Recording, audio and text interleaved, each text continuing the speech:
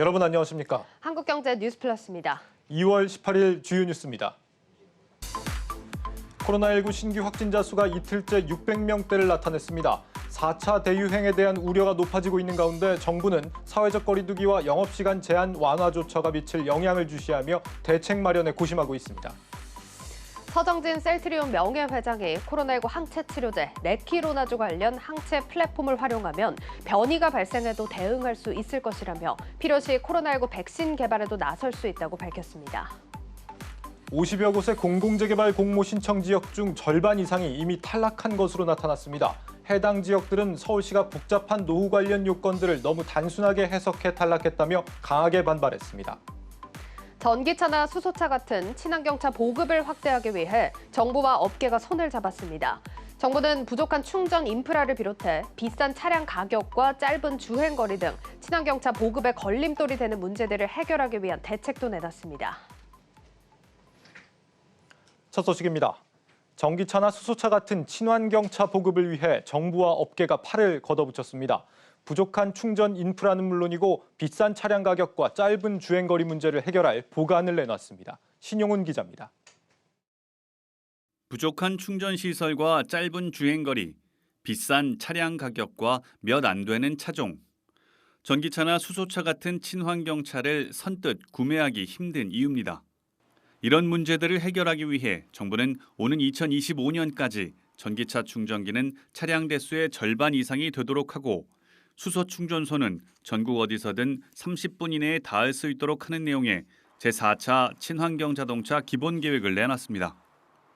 정세균 국무총리는 우리나라가 친환경차 시장의 리더로 도약하는 기회를 만들기 위해 정부와 기업이 협력해 나가자고 밝혔습니다. 전기차 배터리를 대여해주는 배터리 리스 사업도 추진됩니다. 배터리 리스는 배터리가 없는 전기차를 구매한 소비자가 정기적으로 일정 금액을 내고 배터리를 대여하는 것으로 전기차를 살 때 가격 부담을 낮출 수 있는 장점이 있습니다. 또 수명이 다한 배터리를 바꿀 때도 목돈이 들어가지 않아 유지비 부담도 적습니다. eGMP 기술을 적용한 차세대 전기차 생산도 본격화됩니다. eGMP는 현대차가 전기차 사업을 시작한 지 10년여 만에 내놓은 전기차 전용 플랫폼으로 배터리와 모터, 전력 시스템을 달고 있습니다. 대용량 배터리를 달고 있어 한 번 충전으로 500km까지 갈 수 있고 급속 충전 기능이 있어 18분이면 완충이 가능합니다. 또 휠 베이스를 늘릴 수 있어 다양한 형태의 바디를 얹을 수 있습니다. 기존 전기차의 단점을 보완할 수 있는 셈입니다. 정부는 전기차 전용 플랫폼인 eGMP와 부품 국산화를 통해 차량 방송 상태가 고르지 못했던 점 양해 바라겠습니다. 바로 다음 소식 이어가겠습니다. 대금을 받지 않고 주주들에게 주식을 나눠주는 무상증자가 줄을 잇고 있습니다. 보통 무상증자는 유통주식 수를 늘리고 주주 가치를 제고할 수 있어 호재로 받아들여지는 경향이 강합니다. 하지만 무상증자를 해도 본질적인 기업 가치에 영향을 미치지는 않는 만큼 각별한 주의가 요구되고 있습니다. 박승원 기자입니다. 지난 15일 무상증자에 나선 제약바이오 전문기업 동구바이오제약. 보통주 한 주당 신주 2주를 배정하는 무상증자에 나선다고 발표하자마자 주가는 상한가로 직행했습니다. 반도체 부품 소재 전문기업 KMH와 포스코의 협력사인 동약 에스테 역시 무상증자에 나선 후 상한가로 치솟으며 무상증자의 효과를 톡톡히 봤습니다. 무상증자는 기업의 자본 잉여금이나 이익 잉여금의 일부를 자본금으로 옮겨 발행되는 신주를 기존 주주에게 무상으로 나눠주는 방식의 증자입니다. 유통 주식수 확대를 통한 거래 활성화와 더불어 잉여금이 충분하고 증자 주식에 대한 추가적인 배당 압박을 감당할 수 있는 것을 대외적으로 보여주는 시그널로 비춰지는 만큼 통상 시장에선 긍정적으로 평가되고 있습니다. 게다가 최근의 풍부한 유동성도 기대감을 더하고 있습니다. 그러나 기업의 본질 가치와는 무관한 회계상의 이벤트라는 점, 그리고 자칫 물량 부담에 따른 주가 희석 우려 등은 부담인 만큼 각별한 주의도 요구되고 있습니다. 최근 무상증자의 효과와 관련해선 과잉 유동성이 불러온 것으로 그 영향이 장기간 지속되지 않을 수 있다는 분석도 나옵니다. 실제 올해 초 무상증자를 결정한 카페24의 경우 당일 상한가로 치솟았지만 이내 다음 날 8%대의 급락세를 보였고 현재는 무상증자 결정 전보다 주가가 더 떨어진 상태입니다. 이종 장기 이식 전문기업 제넨바이오와 화장품 전문기업 아우딘 퓨처스 역시 현재의 주가가 권리락 발생 당시보다 더 떨어졌습니다. 무상증자는 이론적으로 기업 가치에 영향을 미치지 않습니다. 실적이 뒷받침되지 않는다면 무상증자를 통한 유동성 증가 효과는 일시적일 수 있고 향후에 이제 주가가 또 하락할 가능성이 있으므로 투자자들이 각별한 주의가 필요합니다. 상장사의 주가 부양 의지를 보여주는 무상증자. 일부 종목의 경우 과열 양상도 보이는 만큼 해당 기업의 상황과 실적 등을 고려해 접근해야 한다는 조언입니다. 한국경제TV 박승원입니다. 해마다 오르는 자동차 보험료가 어쩐지 올해는 잠잠합니다. 지난해 팬데믹으로 차량 운행과 사고가 줄었기 때문입니다. 하지만 하반기에는 상황이 달라질 수도 있겠습니다. 올 들어 다시 차 사고가 늘고 자동차 정비 수가도 높아질 조짐입니다. 장슬기 기자입니다. 지난해 코로나19 여파로 차량 운행과 사고가 줄면서 손해보험사들의 손해율도 크게 개선됐습니다. 재작년 90%대였던 주요 손해보험사들의 자동차 보험 손해율은 지난해 80%대로 떨어졌습니다. 자동차 보험은 손해율 때문에 적자가 큰 상품이라 통상 보험사들이 매년 초 자동차 보험료를 인상하곤 했는데 올해는 요금 인상 없이 잠잠한 이유입니다.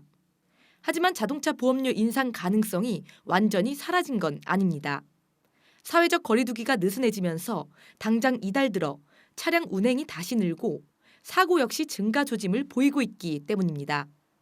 이달 첫 주말인 6일에서 7일 손해보험 상위 3개사에 접수된 자동차 사고는 13,600여 건으로 눈이 많이 왔던 전 주말보다도 5.3% 증가했습니다.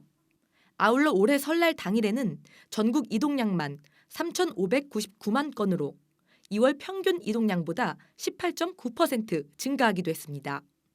여기에 사회적 거리두기 조정과 코로나19 백신 접종이 맞물려 나들이객이 다시 쏟아져 나오면 자동차 보험 손해율이 다시 급증할 수 있다는 우려도 나옵니다. 현재 정부 차원에서 논의 중인 자동차 정비 수가 인상 여부도 관건입니다.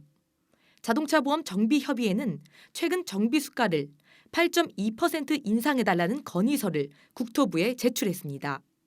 자동차 정비에 들어가는 기본 임금 등이 오르면 인상분은 자연스레 자동차 보험료에 적용됩니다. 원가 인상률들이 좀 발생을 해요. 제반 요건들이 계속 좀 인상이 되면 자동차 보험료 인상에 대한 압박이라든지 이런 그 환경들이 좀 조성될 가능성이 지금은 좀 높아 보이는 그런 상황이고요. 지난해 손해율 개선으로 자동차 보험 적자 폭이 줄긴 했지만 여전히 4천억 원가량 마이너스인 상황.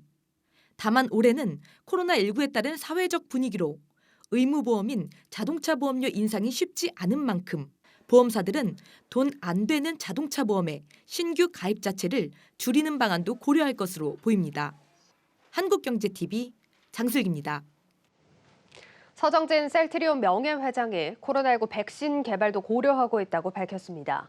항체 치료제는 현재 미국과 유럽 허가를 위해 사전 절차를 진행 중인데 국내에서는 다음 달까지 40만 명분을 추가 생산한다는 계획입니다. 홍원표 기자입니다.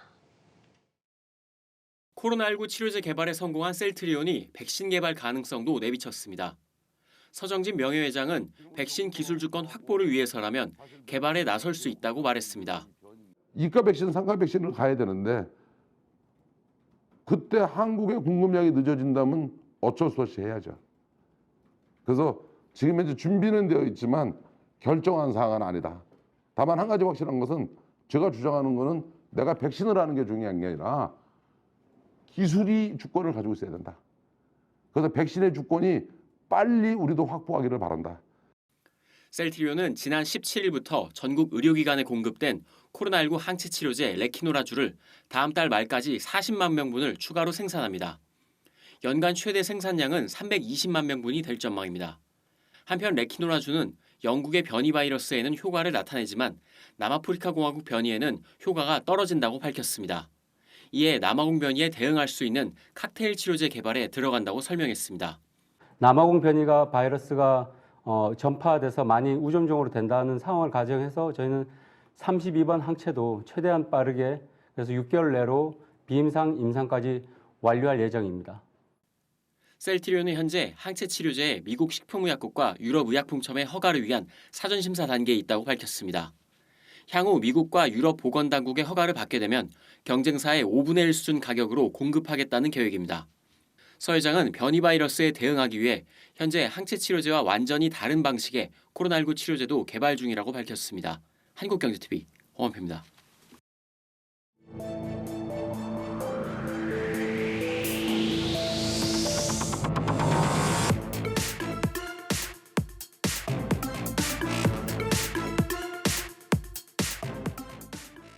네, 경제의 깊이를 더하는 이슈 플러스 시간입니다. 정부 공공재개발 2차 후보 지역이 다음 달 발표됩니다. 저희 한국경제TV가 사업을 신청한 지역 50여 곳을 전수조사했는데 이미 절반 이상이 후보지에서 제외된 것으로 나타났습니다. 현행 기준으로는 신청지 대부분이 공공재개발 자격을 얻을 수 없었습니다. 신인규 기자입니다. 영등포구 대림동의 오래된 아파트와 빌라촌을 포함한 가칭 대림 3구역.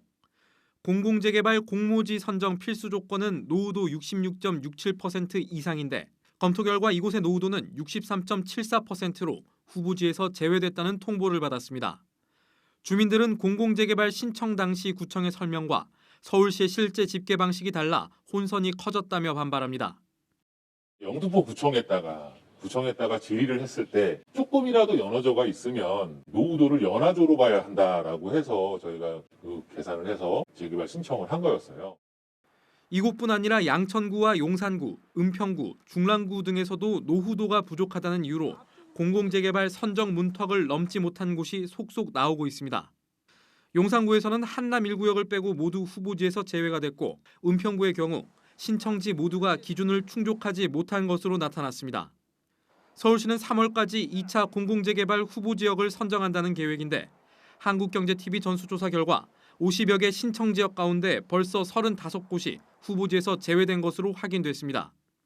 처음부터 공공재개발 지역이 될 수 없는 도시재생 선도구역이었거나 주민 반대로 신청을 자체 철회한 곳들도 있었지만 오랜 시간 개발이 멈춘 곳들이 노후도가 부족하다는 이유로 공공재개발 후보지에도 포함되지 못하는 상황은 살펴볼 부분입니다.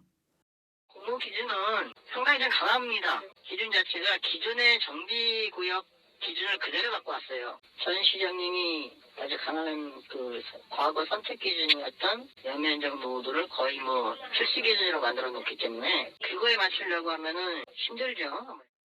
공공재개발이 과거 부동산 정책처럼 실패를 답습하지 않으려면 단순한 인센티브 제공을 넘는 다각적인 검토가 필요하다는 겁니다. 한국경제TV 신인규입니다. 공공재개발 기대감으로 뜨겁게 달아오르던 빌라 매매 시장에는 뒤늦게 한파가 불어닥쳤습니다. 주택을 잘못 매수했다가 공공 직접 시행으로 현금 청산당할 수 있다는 분위기 때문입니다. 하지만 정작 재개발 사업지들도 공공 직접 시행에 대해서는 냉담한 반응을 보이고 있습니다. 이어서 조영 기자입니다.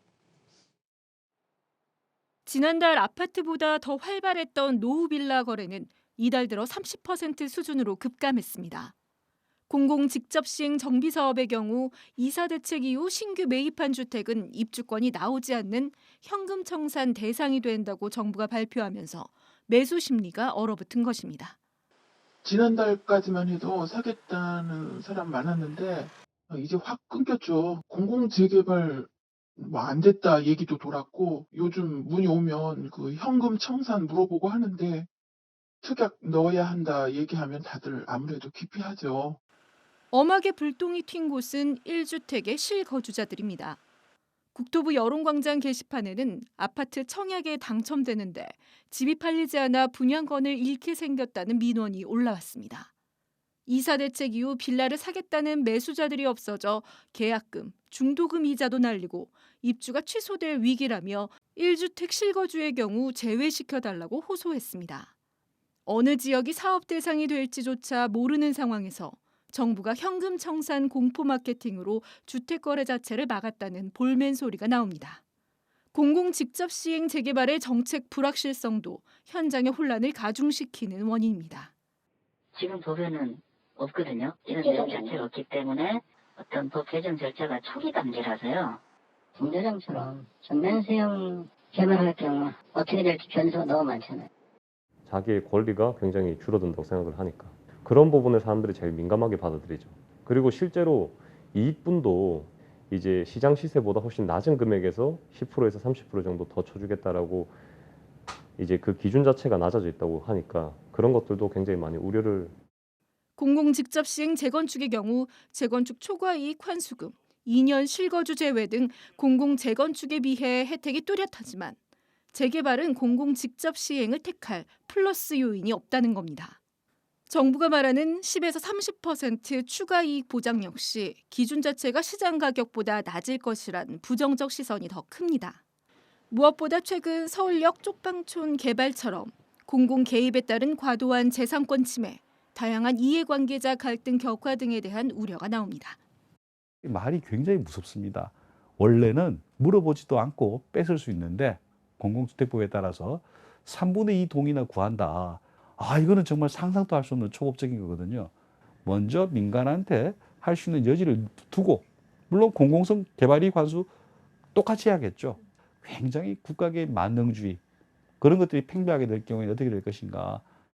여당은 이르면 내일 공공주택특별법, 도시정비법 등 8개 개정안을 대거 발의하는 등 이사대책 관련 법안 입법에 속도를 낸다는 계획이지만 새 대책은 또 다른 풍선 효과로 번지고 있습니다. 한국경제TV 조연입니다. 네, 정부 공공정비 사업에 대한 향후 전망과 불거지는 논란들에 대해서 좀 더 자세히 짚어보겠습니다. 대한건설정책연구원 이은형 책임연구원 스튜디오에 나와 있습니다. 연구원님 어서 오십시오. 네, 안녕하세요. 안녕하세요. 앞서 리포트에서 보면은 이제 벌써 대부분 신청자가 요건에 이제 신청지들이 요건에 미달했다 이런 얘기가 나오고 있는데요. 이 공공재개발 참여를 늘리기 위해서 정부가 앞으로 좀 요건을 완화해야 되는 게 아니냐 이런 기대감도 있습니다. 어떻게 보십니까?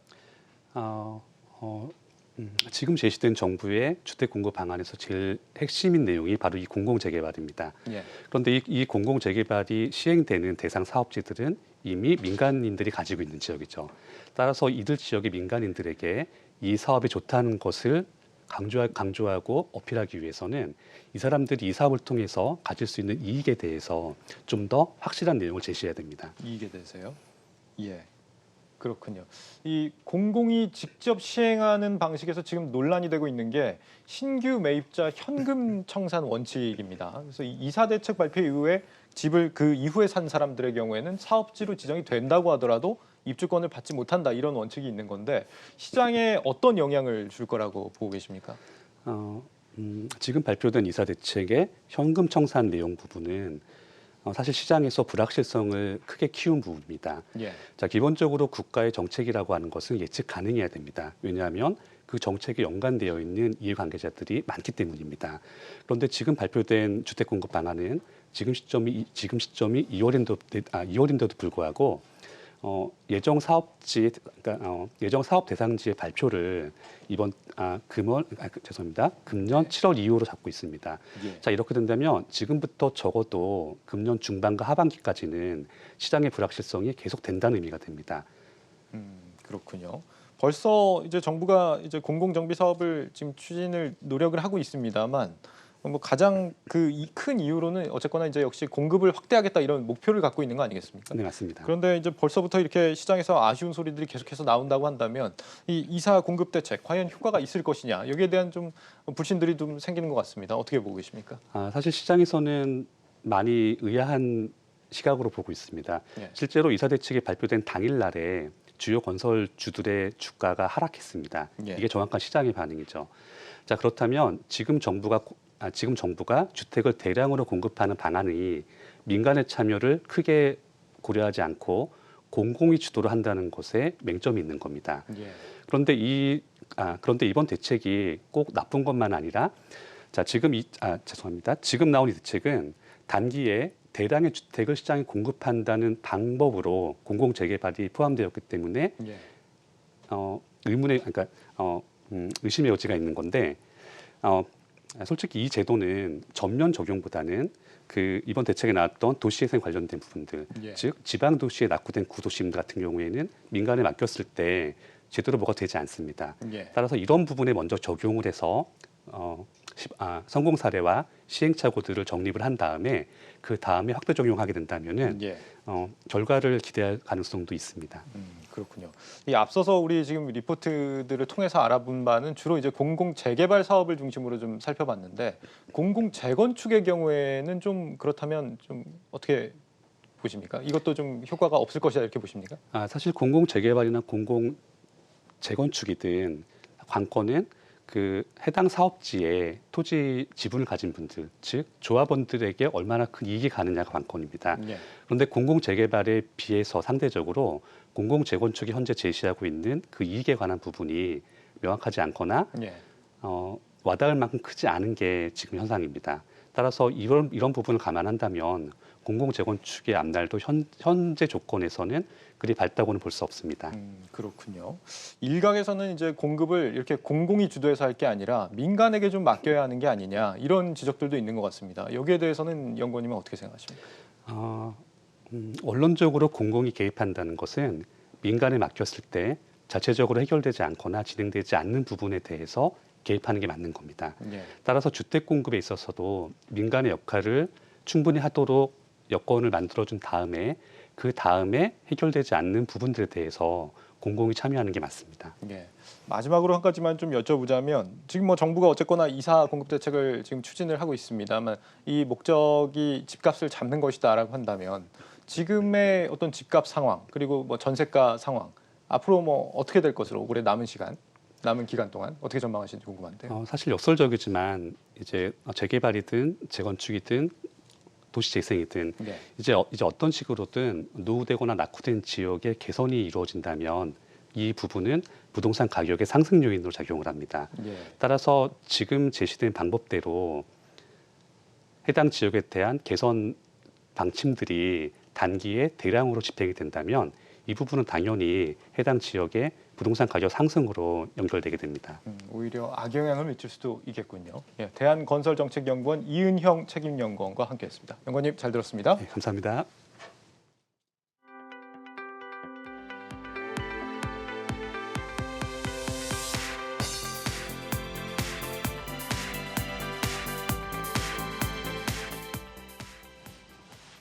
중앙방역대책본부는 코로나19 신규 확진자가 621명 늘어난 누적 85,567명이라고 밝혔습니다.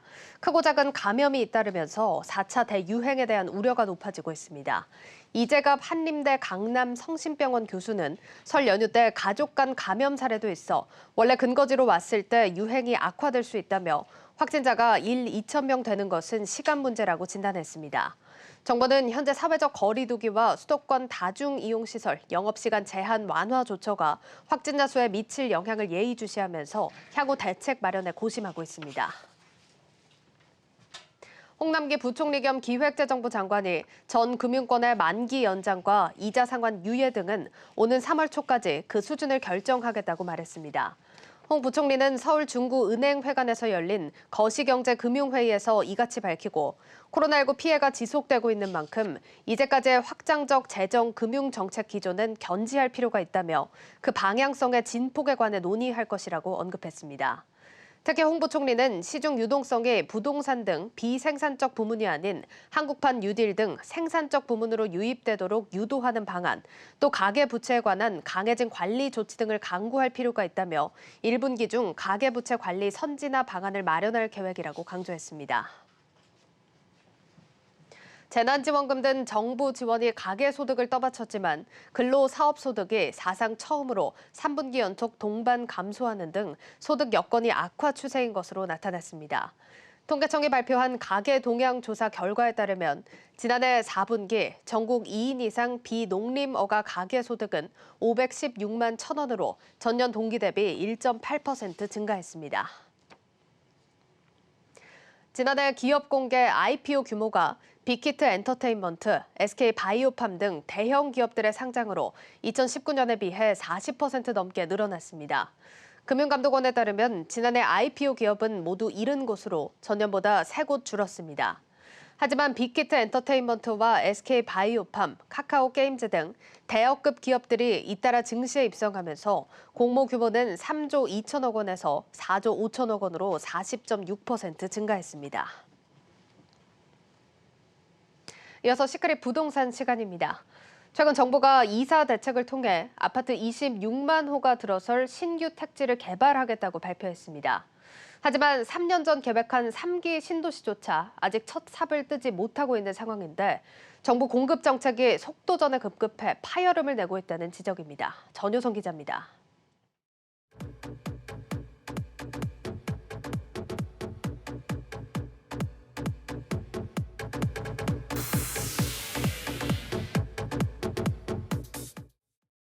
정부는 지난 2018년 3기 신도시 계획을 처음으로 발표했습니다. 수도권의 신도시를 조성해 서울 집값을 안정화시키겠다는 구상이었는데요. 3기 신도시 과연 어디까지 왔을까요? 오늘 저와 함께 살펴보겠습니다. 함께 가시죠.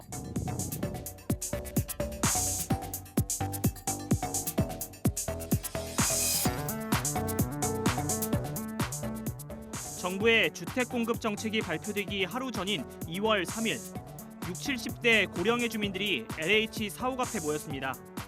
3기 신도시와 공공주택지구가 들어설 지역에 거주 중인 원주민입니다. 토지 이용계 사전 공개하라!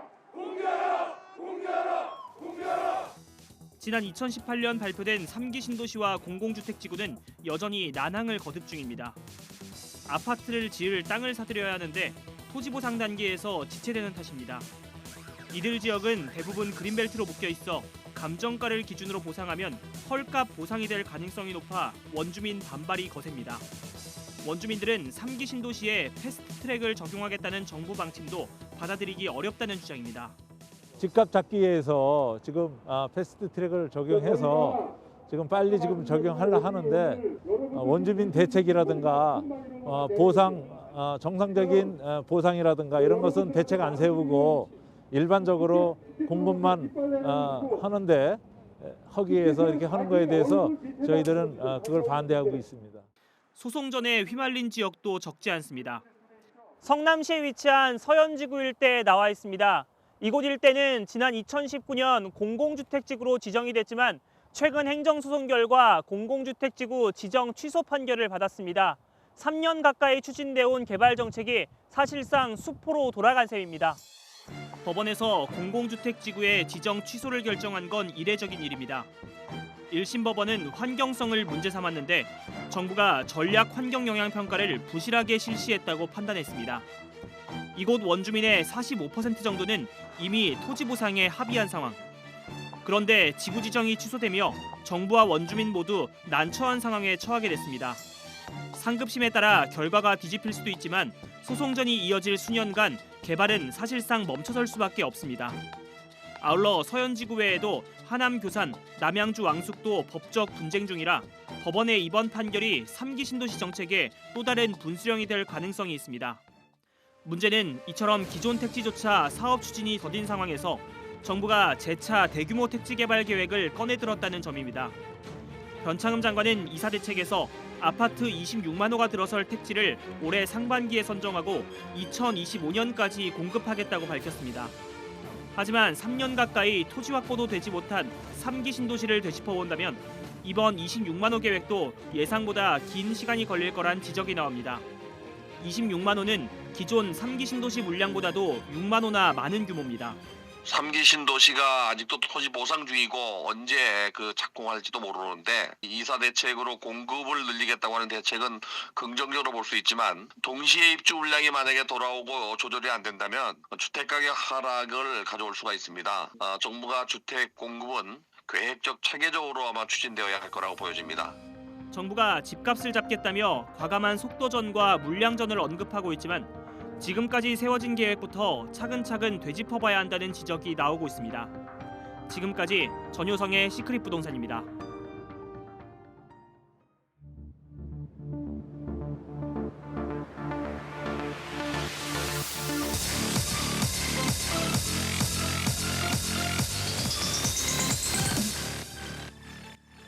네, 박혜린 증권부 기자와 함께하는 뉴스앤마켓 시간 이어가겠습니다. 자, 오늘 증시 개인이 크게 매수에 나서줬지만 외국인과 기관 매물이 빠지면서 하락했습니다. 그래도 오늘 살펴볼 종목이 한국콜마인데요. 이런 장에서도 두드러진 상승세를 보여줬습니다. 박 기자, 누가 이렇게 산 겁니까? 네, 외국인과 기관입니다. 말씀하신 대로 오늘 외국인과 기관이 국내 증시에서 1조 6,619억 원을 순매도했는데요. 네. 한국콜마는 동반 매수했습니다. 외국인과 기관의 쌍끌이 매수에 한국콜마의 주가는 57,000원 선에 올라서며 52주 신고가를 기록했습니다. 맞습니다. 또 이런 장에서 매수가 들어왔다는 점이 눈에 띄는 점인데요. 무슨 일이 있습니까? 네, 어제 지난해 실적을 발표했는데 예상한 것보다 너무나 잘 나왔고 향후 실적에도 기대감이 실리기 때문입니다. 먼저 지난해 실적부터 보겠습니다. 매출은 4.7% 감소했지만 4년 연속 1조 클럽에 이름을 올렸고요. 영업이익과 당기순이익은 각각 15%, 378% 늘었습니다. 영업이익이 378% 늘었다는 점 유념을 하셔야겠습니다. 일단 지난해 실적이 이렇게 잘 나와줬다니까 참 다행이다 싶은데 사실 한국콜마가 화장품 업체다 보니까 좀 코로나 타격이 있지 않았을까 싶었는데 네, 그렇죠. 실적이 생각보다 잘 나왔습니다. 이런 호실적 배경이 있을까요? 네, 한국콜마는 화장품 개발 생산과 제약 사업을 주력으로 하고 있습니다. 네. 말씀하신 것처럼 지난해 화장품 부문은 부진했습니다. 네. 다만 제약 부문에서 서프라이즈한 실적을 기록했는데요. 한국콜마는 옛 CJ 헬스케어, 현재는 HK 이노엔이라고 불리는 제약사를 갖고 있는데 네. 이 회사가 한국콜마의 캐시카우 역할을 톡톡히 했기 때문입니다. 2018년에는 이제 한국콜마 영업이익이 제약 부문이 차지하는 비중이 한 45% 정도 수준이었는데 지난해에는 74%에 달하는 상황이었고요.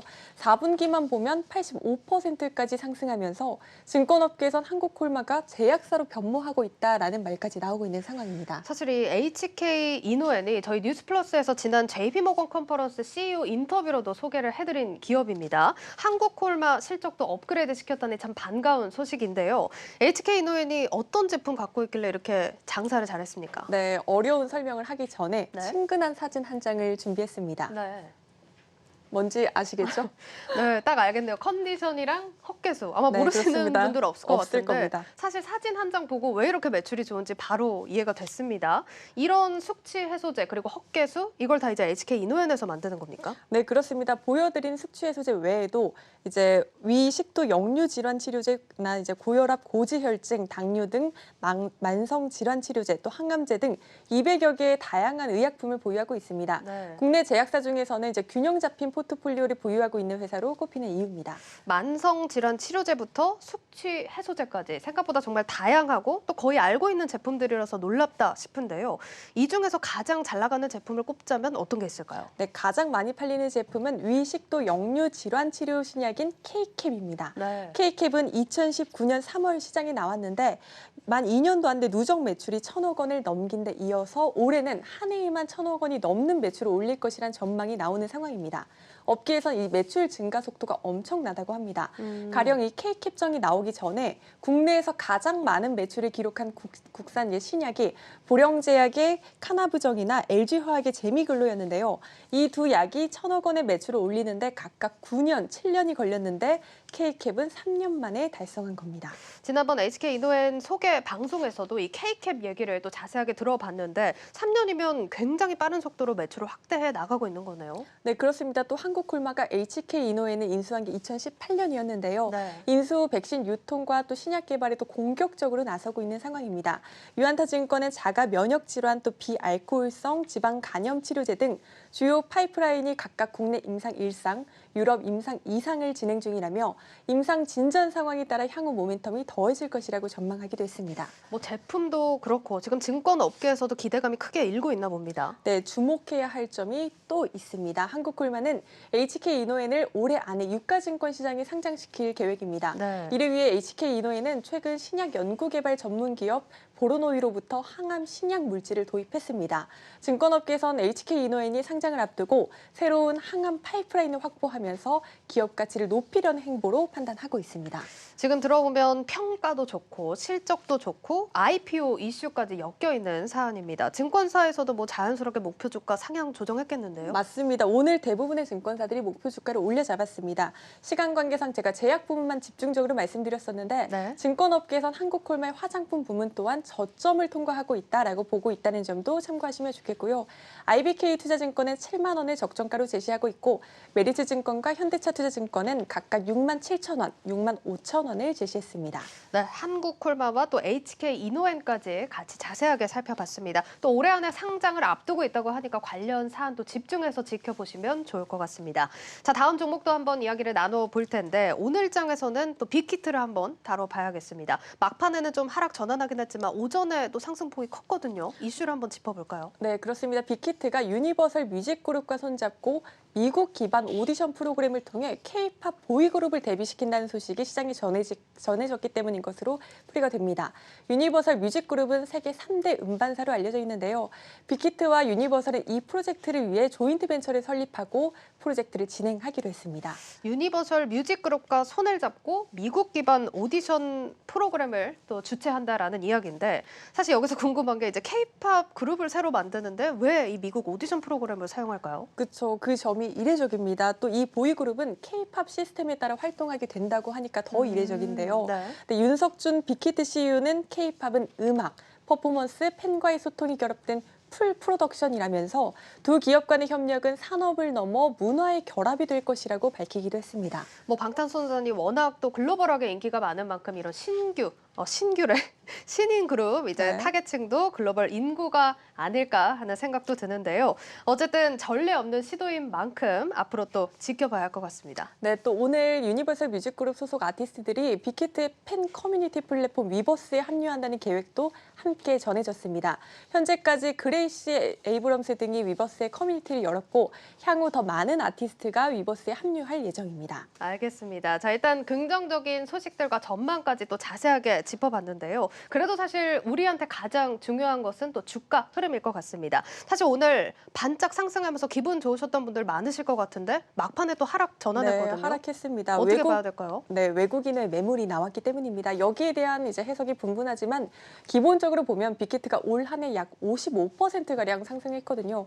물론 아직도 상장 첫날의 주가까지는 도달하지 못했지만 단기간에 빠르게 상승하면서 오늘 이슈를 확인한 이후 차익 실현 물량이 나온 것으로 풀이되고 있습니다. 알겠습니다. 자, 근데 지금 빅히트가 계속해서 회복세를 보여주고 있다고는 하지만 아직 상장 시점의 주가는 회복하지 못했죠. 네, 상장 시점 주가가 25만 8천 원이니까 아직까지는 이에 미치지 못하는 상황입니다. 알겠습니다. 자, 그래도 올해 들어서 많이 올라오긴 했습니다만 아직까지 그래도 소가리를 하시는 분들도 많겠다 싶습니다. 증권가에서는 그러면 적정가를 얼마로 보고 있습니까? 네, 이베스트 투자증권과 하나금융투자는 각각 35만 원, 32만 원을 제시하고 있습니다. 현대차 투자증권은 28만 5천 원을 적정가로 보고 있습니다. 적정가가 그래도 35만 원 수준이면 향후 전망이 꽤 긍정적인가 봐요. 네, 맞습니다. 빅히트는 국내 음악 시장에서 압도적인 음반 판매량을 기록하고 있습니다. DB금융투자에 따르면 빅히트의 지난해 음반 판매량은 약 1,300만 장으로 음반 시장에서 32%의 점유율을 차지한 것으로 집계되고 있고요. 증권업계선 올해도 음반 판매가 호조를 이어가고 오프라인 공연이 재개되면 BTS를 중심으로 공연 모객도 확대될 것이라고 전망하고 있습니다. 참고로 이제 제가 따져보니까 코로나19 직전 연도인 2019년 빅히트 소속 가수들의 글로벌 공연 모객 수를 살펴보니까 BTS가 한 151만 명, 세븐틴이 한 39만 명 정도 되는 걸 확인할 수 있었습니다. 지금 음반 시장에서는 뭐 그렇다 쳐도 코로나임에도 불구하고 공연 분야에서도 좀 압도적이네요. 네, 또 빅히트 얘기를 할 때 방탄소년단만큼이나 빼낼 수 없는 게 위버스입니다. 네. 그동안 이제 팬카페나 이제 팬 커뮤니티 등은 폐쇄적으로 운영되는 경우가 많았는데 위버스는 양방향 소통을 강조하는 SNS 성격을 갖고 있어서 팬들에게 큰 인기를 끌고 있다고 합니다. 또 최근에는 또 네이버와 협업 소식에 이어서 네이버의 동영상 플랫폼 브이라이브를 인수하면서 경쟁력까지 키워나가고 있는 상황입니다. 네. 증권업계에선 위버스와 브이라이브를 통합한 플랫폼을 통해 팬들은 SNS 소통과 앨범 구매, 또 콘서트 공연 예매 등 모든 소비를 이끌어낼 수 있어서 지속적으로 매출이 확대될 것이라고 전망하고 있습니다. 알겠습니다. 자, 일단 긍정적인 전망도 자세하게 살펴주셨는데 사실 궁금한 게 오늘도 빅 이슈들을 발표했고 또 짚어주신 대로 네이버라든지 이런 굵직한 투자 이슈들도 어느 정도 좀 마무리가 된 것 같습니다. 이 시점에서 사실 향후 주가를 이렇게 또 끌어올릴 수 있을 만한 상승 동력이 아직 남아 있을까요? 네, 시장이 기다리고 있는 이슈가 또 있습니다. MSCI 이슈인데요. 네. 증권업계에서 오는 5월 빅히트가 MSCI 지수에 편입될 수 있을지 주목하고 있습니다. 제가 여러 차례 말씀드렸지만 MSCI 지수에 편입되면 지수를 추종하는 패시브 자금이 유입돼 주가 상승을 기대할 수 있습니다. 또 이 시즌이 되면 많은 증권사들에서 편입, 편출 예상 종목을 발표하는데 이때 거론된 종목들이 주가가 움직이는 경향이 있고요. 사실 이번 달 진행된 분기 리뷰에서도 편입 가능성이 점쳐졌으나 이제 유통 시가총액 기준에 미달돼서 편입되지 못한 것으로 전해지고 있습니다. 네. 다만 최근 거래량이 늘어난 만큼 오는 5월 반기 변경에서는 편입될 수 있다는 가능성도 점쳐지고 있는 상황입니다. 그럼 이렇게 중요한 사안인 만큼 언제 확인할 수 있을지도 한번 살펴봐야겠죠. 네, 우리 시간으로 5월 13일에 발표됐고요. 네. 지수는 5월 29일 장 마감 이후 반영됩니다. 알겠습니다. 자, 오늘 이렇게 탄탄한 전망 예상이 나오는 두 기업 살펴봤습니다. 한국콜마와 빅히트 자세한 얘기 나눠봤습니다. 증권부 박혜린 기자와 함께했습니다. 고맙습니다. 고맙습니다.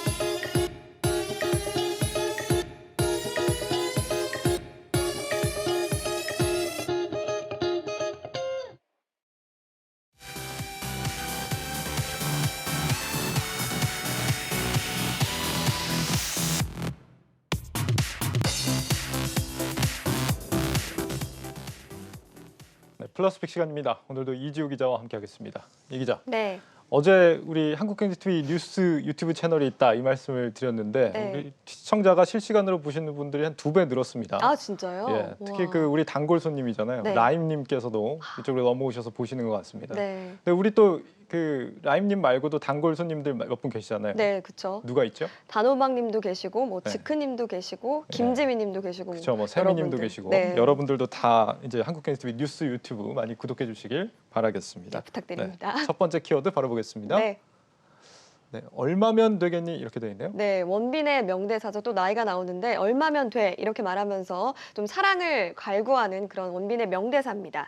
한 기업에 이렇게 투자자들이 얼마면 되겠니, 얼마면 되겠어 이렇게 몰려들고 있어서 제가 이 얘기를 해드리려고 하는데 바로 SK 루브리컨츠 얘기입니다. SK 이노베이션이 얼마 전에 이 회사의 지분 매각에 나섰고요. 투자자들이 대거 몰리면서 인수전이 지금 치열해진 상황입니다. 네, 윤활유 전문 업체죠. 네. SK 루브리컨츠. 지분 매각이라고 하면은 뭐 회사 전체를 파는 건 아니고 그 지분 일부를 판다 이런 얘기인 것 같은데 배경이 있겠죠. 네, 일단 무엇보다 뭐 신사업을 위해서 지분을 매각해서 뭐 재원을 확보할 거다 이런 얘기들도 있었지만 최근에 세기의 배터리 소송전으로 불렸죠. ITC 판결에서 SK 이노베이션이 LG 에너지 솔루션의 배터리 영업 비밀을 침해했다라는 판결이 내려지면서 SK가 LG에 수조 원대의 좀 합의금을 내야 되는 상황에 처했습니다. 그래서 SK 루브리컨츠의 지분을 매각해서 이 합의금을 마련할 것으로 보입니다. 네, SK 이노베이션이 과거에도 루브리컨츠를 뭐 상장해서 좀 자금을 마련하려는 이런 시도가 있었던 걸로 아는데 한 3번 정도. 네. 그때 뭐 기업 가치가 좀 저평가돼서 하지 않았던 걸로 그렇게 기억을 합니다. 이번만큼은 좀 합의금 때문이라도 좀 적극적으로 추진하지 않을까 이런 생각이 드는데요. 네, 저도 그럴 것으로 보이는데요. 일단 SK 이노베이션이 보유한 SK 루브리컨츠의 지분 100% 가운데 49%를 파는 건데 경영권 프리미엄이 없는 소수 지분 매각이라고 보시면 되겠습니다. 네. 업계에서는 이 정도만 해도 매각가를 2조 원 정도로 좀 추산하고 있는데 상당히 큰 규모입니다. 그럼에도 불구하고 투자자들이 몰리고 있는 건 향후 SK 루브리컨츠가 IPO를 통해서 지분 가치를 좀 극대화할 수 있다 이런 셈법도 있고요. 또 배당으로만 수백억 원의 돈을 좀 질 수 있다는 점도 장점으로 꼽히는데요. SK 루브리컨츠의 실적이 굉장히 좋죠. 그래서 2019년 모회사인 SK 이노베이션을 대상으로도 3,800억 원가량을 배당한 바 있습니다. 그렇군요. SK 루브리컨츠 투자자들이 눈여겨보는 이유 역시 실적이 괜찮다 이것 때문입니까? 네, 맞습니다. 일단 잔기 불황에 빠진 정유업계에서 사실 활로라고 할 수 있는 게 바로 윤활유업입니다. 네. SK 루브리컨츠는 지난해 1분기부터 또 4분기까지 4분기 연속으로 영업이익률 상승세를 좀 기록했고요. 분기별로 봤을 때도 단 한 번의 적자 없이 흑자 행진을 좀 이어간 상황입니다. 특히나 고급 윤활기유 시장에서 35%의 점유율로 SK 루브리컨츠가 세계 1위를 점치고 있습니다. 네, 지분이 팔리면 SK 이노베이션에는 어떤 영향을 미치는 거죠? 원래는 뭐 경영권을 다 판다 뭐 이런 설들도 좀 있었습니다만 네. SK 이노베이션은 최근에 매각을 뭐 49% 이상은 하지 않는다. 뭐 이런 가이드라인이 좀 생긴 것으로 보입니다. 일단 현금 창출력이 떨어질 것이다 이런 우려 때문으로 좀 보이는데요. 대규모 적자를 기록한 SK 이노베이션 계열사 중에서 사실 SK 루브리컨츠만 유일하게 웃었던 계열사 가운데 좀 하나입니다. 또 지분 49%를 매각하고 또 51%를 보유한다면 실질적인 경영권을 확보해서 SK 이노베이션의 실적과도 연계될 수 있습니다. 하지만 앞서 말씀드린 대로 배당의 규모는 조금 줄어들 수 있다는 점도 단점으로 좀 꼽히고 있습니다. 네, 다음 키워드 보겠습니다. 네. 폭설이 뭐길래 이렇게 돼 있습니다. 요즘 뭐 미국이 폭설 한파 때문에 어려움을 겪고 있는데 이 얘기겠죠? 네, 미국 얘기인데 잘 아시네요. 네. 네, 미국 텍사스주 오스틴에는 삼성전자 반도체 공장이 있습니다. 근데 눈이 너무 많이 내려가지고 전력 공급이 차단이 되면서 생산 공장이 좀 중단이 됐다고 합니다. 네. 공장이 멈추면 사실 피해가 어마어마한데요. 특히나 여기 공장에서는 반도체 원판인 웨이퍼를 좀 회수해야 될 가능성도 있다고 합니다. 실제로 2018년에 경기도 평택에서 화재가 나서 공장이 30분 정도 중단이 된 적이 있는데 그때 피해 손실 규모만 500억 원이 넘었으니까 사실 굉장히 어마어마한 피해를 갖고 올 수 있다 이렇게 볼 수가 있겠습니다. 네, 때문에 글로벌 반도체 품귀 현상이 더 심해지고 있다 이렇게 얘기를 하죠. 네, 맞습니다. 그런데 이 반도체를 덮친 게 폭설뿐만이 아니라고요. 네, 저도 모르는 사이에 사실 자연재해가 굉장히 많았던 것 같습니다. 폭설에 의해서 지진도 좀 문제가 되고 있는데요. 지난 13일에 일본에서 지진이 일어나가지고 일본 르네사스 공장이 멈췄다고 합니다. 근데 이 공장은 세계 3위 자동차 차량용 반도체 업체인데 아직까지도 좀 생산을 못하고 있다고 하고요. 지난해 또 대만의 지진으로 인해서 TSMC 공장이나 또 디램 업체인 마이크론 공장도 생산이 중단된 바 있습니다. 네, 반도체 공급이 얼마나 차질을 빚게 되는 건지 궁금한데 지금 상황이 어떻습니까? 일단 이번에 삼성전자의 오스틴 공장과 함께 지금 NXP와 인피니언 같은 공장도 생산을 좀 멈췄는데요. 이 두 업체 모두 차량용 반도체 분야에서 세계 1위를 다투는 업체 중에 하나입니다. 네. 가뜩이나 지금 차량용 반도체 공급 대란 문제가 좀 심각한 상황인데요. 더 심각해질 가능성이 높다는 얘기가 될 수 있겠습니다. 실제로 한 시장조사 업체에서는 차량용 반도체가 부족해서 1분기에만 전 세계 자동차 100만 대가량이 생산에 차질을 빚을 수 있다 이렇게 전망하고 있습니다. 차량 생산이 안 되면 차값에도 영향을 줄지도 모르겠네요. 네. 반도체 공급 차질을 빚는 이유가 기후 문제 말고도 또 있죠. 네, 맞습니다. 사실 지난해 코로나19 영향으로 차량 수요가 줄면서 사실 반도체 업체에서는 차량용 반도체를 생산하는 것보다 PC나 스마트폰용 반도체를 좀 주로 생산했었는데 올해 또 갑자기 전기차 생산이 늘면서 차량용 반도체 수요가 좀 폭증을 했습니다. 네. 이런 상황이 맞물리면서 품귀 현상을 빚었고 또 가격도 오르고 있는데 르네사스는 이미 반도체 가격을 좀 인상을 했고요. TSMC와 NXP도 가격을 올리겠다고 예고한 상황입니다. 반도체 시장의 덩치도 커져서 5년 전에는 392조 원 수준이었는데 올해는 541조 원까지 커졌고요. 미국 반도체 산업 기초지수로 불리는 필라델피아 반도체 지수도 3,200선을 넘기면서 역대 최고치를 기록하고 있습니다. 네, 이렇게 필라델피아 반도체 지수가 3,200을 돌파한 거는 굉장히 이례적인 일이라고요? 네, 맞습니다. 미국에선 또 반도체 관련주들도 좀 급등하고 있는 상황인데요. 조 바이든 정부가 반도체 공급 부족을 해결하기 위해서 적극적으로 나서겠다. 이런 것이 좀 수혜로 작용했다는 분석입니다. 국내 반도체 업종의 주가의 걸림돌도 역시 공급 증가가 좀 제한된다 이런 점이었는데 이런 수혜를 입게 되면 우리 반도체 관련주들도 좀 오를 가능성이 있을 것으로 보이는데요. 특히나 미국의 반도체 생산 라인을 보유한 업체들을 좀 주의 깊게 봐라 이런 것들이 전문가들의 조언이었습니다. 네, 마지막 키워드 보겠습니다. 네. 더 기빙 플래지네요. 네, 혹시 기부 좋아하십니까? 기부 매년 하고 있죠. 그렇구나. 저는 아직 기부를 해본 적은 없는데 기부하는 사람들이 굉장히 늘고 있다고 합니다. 이 더 기빙 플래지는 워렌 버핏이 시작한 세계 최고 부자들의 기부 클럽이라고 할 수가 있는데요. 네. 말 그대로 기부를 플래지, 약속한다는 뜻입니다. 여기에 배달의 민족 창업자인 김봉진 의장이 가입했다고 합니다. 그렇군요. 오늘 아침에 뭐 아주 화제가 됐던 소식인데 기빙 플래지라는 클럽에 가입하려면 조건이 있죠. 어떤 겁니까? 일단 돈이 많아야 됩니다. 그렇죠. 여기에 참여를 하려면 재산이 10억 달러, 그러니까 1조가 넘어야 되고 여기에 절반 이상을 좀 기부를 해야 된다 이런 가입 조건이 있는데요. 네. 1호 밀어볼 때 김 의장의 기부 규모가 5억 달러, 그러니까 최소 5,500억 이상을 좀 기부를 할 것이다 이렇게 볼 수가 있겠죠. 아직 한국인은 여기에 가입한 사례가 없어서 김봉진 의장이 좀 최초가 될 것으로 보입니다. 김봉진 의장 나이가 40대 중반인 걸로 아는데 자산이 벌써 1조가 넘는군요. 네, 부럽습니다. 그런데 그 김 의장은 사실 2010년에 자본금 단돈 3천만 원만 가지고 우아한 형제들을 창업을 해서 배달의 민족을 키운 이후에 4조 4,300억 원에 매각한 스타트업의 신화 같은 존재입니다.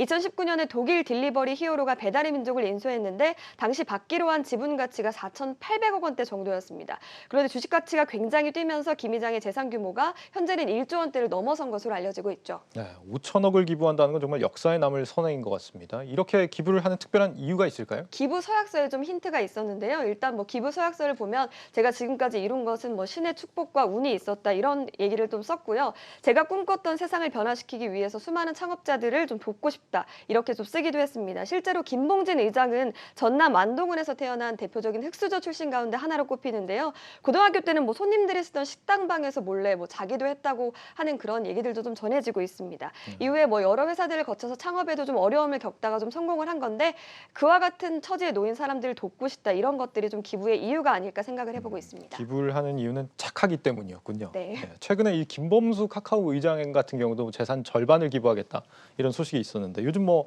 벤처 스타트업 CEO들 행보가 좀 남다른 것 같습니다. 맞습니다. 김범수 의장도 사실 카카오를 시가총액 10위권 안에 들여놓은 입지전적인 인물 가운데 한 명이죠. 김 의장은 카톡 메시지에는 더 나은 세상 이렇게 밝힐 정도로 사회 공헌에 굉장히 관심이 많다고 하는데요. 김 의장은 실제로 재산 절반을 기부하겠다고 밝혔고 조만간 간담회를 열어서 기부 방법을 좀 고민하겠다 이렇게 밝힌 상황입니다. 사실 이렇게 어려운 형편을 딛고 성공 신화를 쓴 창업가들이 기부를 좀 나서고 있는데 이러면서 우리 사회에도 노블레스 오블리주가 확산할 수 있는 거 아니냐 이런 예상도 해보고 있습니다. 네, 플러스픽 이지우 기자와 함께했습니다. 잘 들었습니다. 고맙습니다.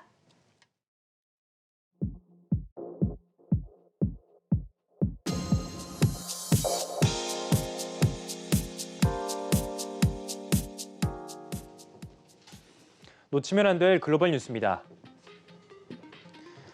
바이든 정부가 캘리포니아주 사막지대에 신재생에너지 단지 개발을 추진하려던 트럼프 전 정부의 환경 규제 완화에 제동을 걸었습니다. 로이터 통신에 따르면 로라 데이비스 내무부 부장관은 조만간 환경 규제 완화에 관한 여론 수렴 기간을 없앤다고 발표했는데요. 트럼프 전 대통령이 임기 막판에 변경했던 사막 신재생에너지 보존 계획 변경안을 철회한다고 밝혔습니다. 매체는 이번 조치에 대해 트럼프 전 대통령이 4년 재임 기간 동안 단행했던 에너지 및 환경 규제 완화를 되돌리려는 바이든 정부의 노력이라고 덧붙였습니다. 비트코인 소식도 살펴보죠. 세계 최대 자산운용사인 블랙록마저도 비트코인에 투자하겠다는 공식 입장을 밝혔습니다. 블랙록의 글로벌 채권 최고 투자 책임자인 릭 리더는 CNBC 방송에 출연해 비트코인의 변동성은 보기 드물 정도라고 말하면서도 사람들은 물가가 계속 오르고 빚이 늘어날 것을 염두해서 가치가 오를 수 있는 저장소를 찾고 있다고 말했는데요. 그러면서 일부 연금을 가상화폐로 보유하는 게 타당하다고 판단해 우리도 비트코인을 조금씩 해보기 시작했다고 밝혔습니다. 비트코인 관련 두 번째 소식입니다. 미국 법무부가 해외 은행과 기업에서 가상화폐를 빼돌린 혐의 등으로 북한 정찰총국 소속 해커 3명을 기소했다고 발표했습니다. CNN에 따르면 이들은 컴퓨터 바이러스를 퍼뜨리는 방법으로 1조 원이 넘는 가상화폐를 빼돌렸다고 하는데요. 이번 사건을 수사한 미 검찰은 북한 공작원들이 랜섬웨어 바이러스를 만들어서 전 세계 은행과 가상화폐 거래소를 해킹하는 방법으로 가상화폐 12억 달러, 우리 돈 1조 4천억 원이 넘는 금액을 훔쳤다고 밝혔습니다. 현재 미 FBI는 북한 해커들이 뉴욕 은행에서 빼낸 190만 달러어치 가상화폐를 압수하기 위해서 영장을 발부받은 상태입니다. 마지막 뉴스입니다. 미국의 주요 제약사 임원들이 지난해 코로나19 백신 개발 소식 등으로 급등한 자사주를 대거 매각해 막대한 차익을 남겼다고 합니다. 지난해 모더나와 화이자를 비롯한 미국 13개 제약업체 임원들은 보유 중이던 자사주식 중에서 4억 9,600만 달러, 우리 돈 5,500억 원어치를 팔았다고 하는데요. 이는 이들 임원이 2019년에 매각한 자사주 규모의 4배에 달하는 수준으로 매도 주식 물량 역시 2019년 470만 주에서 지난해 850만 주로 거의 2배 가까이 증가했습니다. 지금까지 글로벌 뉴스 박찬희였습니다.